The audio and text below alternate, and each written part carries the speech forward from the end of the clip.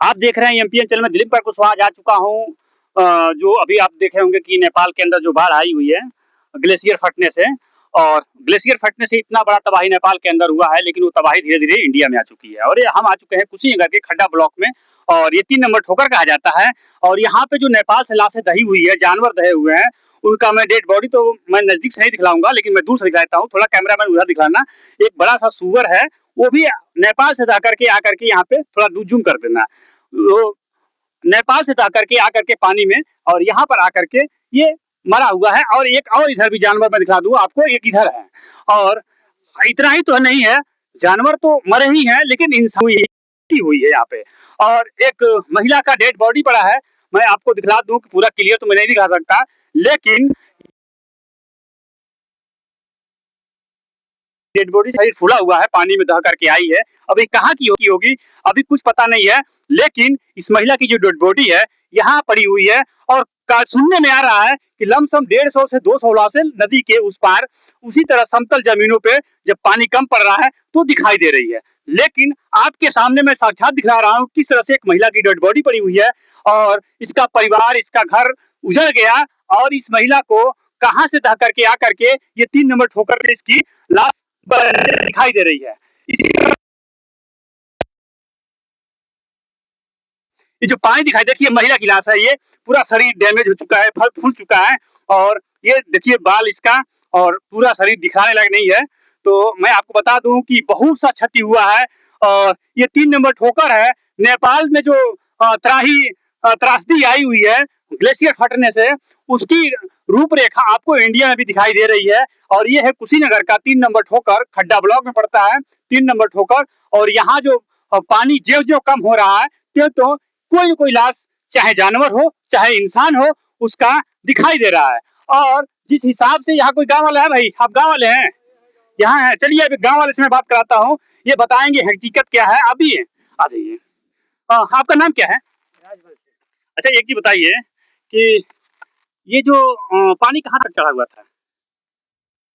पानी यही करके नीचे रह लगी। हाँ? करके नीचे रह लगी। अभी वहां तक चढ़ा हुआ था पानी। आपको लग रहा है कि इसमें क्षति कितना हुआ होगा? बहुत क्षति हुआ है। बहुत क्षति हुआ है। कितनी लाशें आप लोगों ने देखा होगा? बहुत, एकदम से पहले देखा नहीं है यहाँ पे। सुअर आई। हाँ, ये जो क्षति हुआ, ये जो लाश ये भी है। सुनने में आ रहा है कि कहीं नदी के उस पार भी बहुत सी लाशें ऐसी। हाँ, कितनी लाशें लमसम वहाँ दिखाई दी होंगी?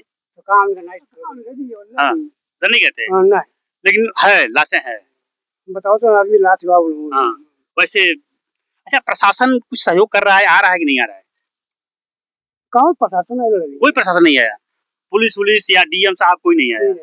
मैं आपको बता दूं कि जो अधिकारी को यहाँ आना चाहिए, यहाँ देख रेख करना चाहिए, जैसे तटबंधन जो बांधे हैं इसका रूपरेखा, या सिंचाई विभाग हो। लेकिन अभी जैसे गांव वालों कह रहे हैं, जो यहाँ के रहने वाले हैं, अगल बगल के रहने वाले हैं, वो लोग कह रहे हैं कि अभी प्रशासन यहाँ पर मुस्तैद नहीं हुआ है। तो कहीं न कहीं ये लापरवाही सरकार की भी है, और सरकार को बदनाम करने का या सरकार को किस तरह से गिराने का साजिश अधिकारी भी कर रहे हैं।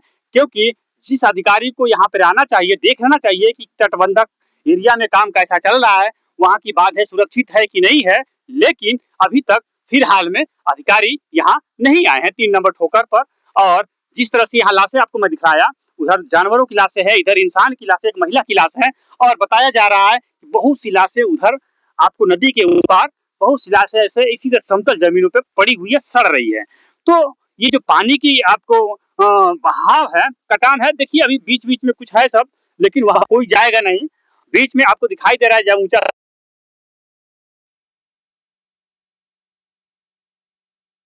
से नेपाल में देख जिस तरह से नुकसान हुआ है, उसका जायजा लिया जाए तो इंडिया में भी दिखाई दे रहा है। और इंडिया में इस हिसाब से जो ये कुशीनगर का खड्डा ब्लॉक में ये 3 नंबर ठोकर पड़ता है, और इस 3 नंबर ठोकर की अभी अभी ऐसे ऐसे कई ठोकर है, भैंसा है आगे, और ऐसे कई ठोकर हैं जहाँ पे इस तरह से समतल जमीनों पे लाशें दिखाई दे रही है, और जानवरों की लाशें दिखाई दे रही है। अभी कुछ ही दिनों की बात है कि ये अभी 1 हफ्ता 10 दिन पहले यहाँ एकदम कोई चहल पहल नहीं था, शांति था। लेकिन जो नेपाल के अंदर ग्लेशियर फटा चीन के बॉर्डर से, और जो वो पानी की बहाव तेज हुई, वहां गांव के गांव दह गए, पूरी क्षति हो चुकी है। जानवर से लेके इंसान तक वहां एकदम त्राहिमाम करते हुए पानी में विलीन हो गए हैं, गांव का गांव उजड़ चुका है। और नेपाल सरकार हो या इंडिया सरकार, हम इन सारे सरकारों से और जो बड़े बड़े दानी हैं, मैं उन लोगों से कहना चाहता हूं कि जो लोग आप मंदिर मस्जिद गुरुद्वारे में चढ़ावा करते हैं, पैसे का दान करते हैं, वहां से आप लोग कुछ दिन पैसे रोक करके जिस हिसाब से त्राही हुआ है नेपाल के अंदर, अगर वहां के इंसानों के लिए वो आप दान करें तो बहुत ही शुभ संकेत नजर आएगा।